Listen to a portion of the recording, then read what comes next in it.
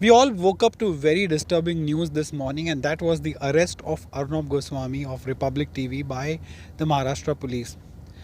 What can I say? मेरे लिए it's a very surreal news क्योंकि मैंने अपना करियर टाइम्स नाउ के साथ शुरू किया था and I started working for the first time in media with Arnab Goswami. He was my boss at that time and this is about 2005, 2006 और तब ये चैनल लॉन्च भी नहीं हुई थी times now and Arnab was even at that time exactly the same.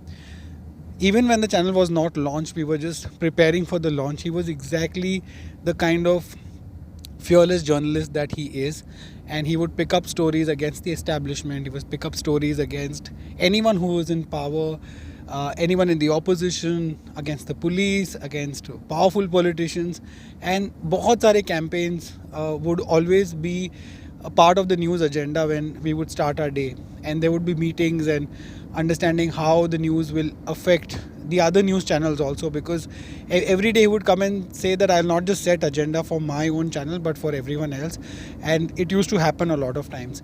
But I don't think I've ever thought that I'll see this day when a journalist like Arnab Goswami will be arrested by Mumbai police. और ये actually अभी का नहीं है, ये शिवसेना के साथ उनका बहुत टाइम से चल रहा है. Because even back in those days 2007-8 I am talking, जब वैलेंटाइन डे होता था तो we used to do the stories against how the Shiv Sena is going to beat up all the youngsters who are planning to celebrate Valentine day.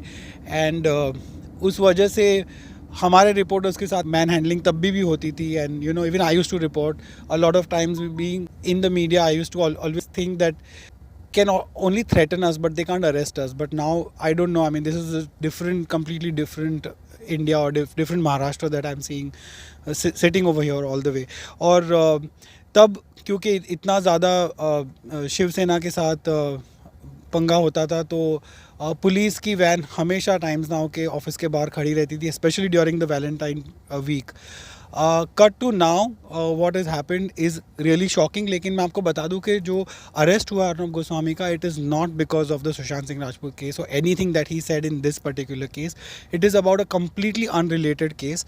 So there's this person जिनका नाम है अनवय नायक. He was an architect and back in 2018 he committed suicide and he allegedly actually blamed Arnab Goswami for his suicide. उसमें उन्होंने कहा था कि just because he didn't get his dues from Arnab Goswami, क्योंकि उन्होंने अर्नब गोस्वामी का स्टूडियो डिज़ाइन किया था और उसके उनको पेमेंट नहीं मिली थी, इस वजह से उन्होंने अपनी जान ले ली. This is what he suicide note claimed. And interestingly his mother was also found dead at the same time. And his wife has shared this suicide note and she's made a lot of noise on social media.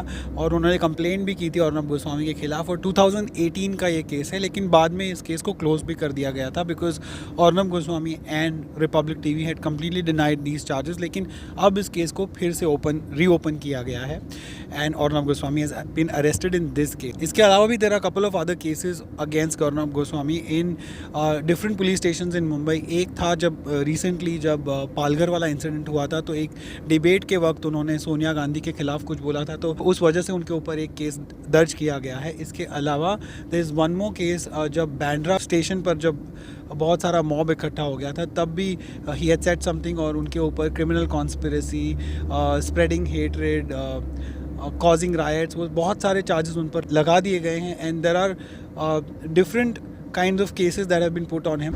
And Arnab Goswami has been in the eye of the storm recently quite a bit, क्योंकि आपको याद होगा कुछ महीनों पहले उन पर एक बहुत बड़ा अटैक हुआ था when he was returning from his office. तो उनकी गाड़ी को अटैक किया गया था and then he had made elaborate videos talking about it and he had accused a lot of political parties for assaulting him.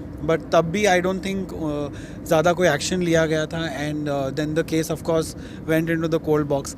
लेकिन अब Arnab Goswami has himself become the news और वो इतनी सारी बातें बोल रहे हैं and he is fearlessly taking up the Sushant Singh Rajput case.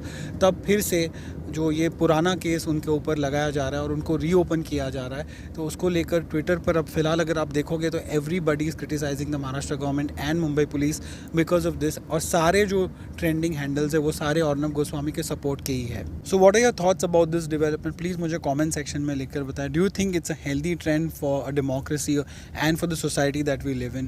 And do you think that anybody is beyond reproach if an influential journalist like Arnab Goswami is arrested? तो फिर normal people, common people, where will they go? What will happen to them if they speak out? So what are your thoughts? Let me know. Thank you so much for watching.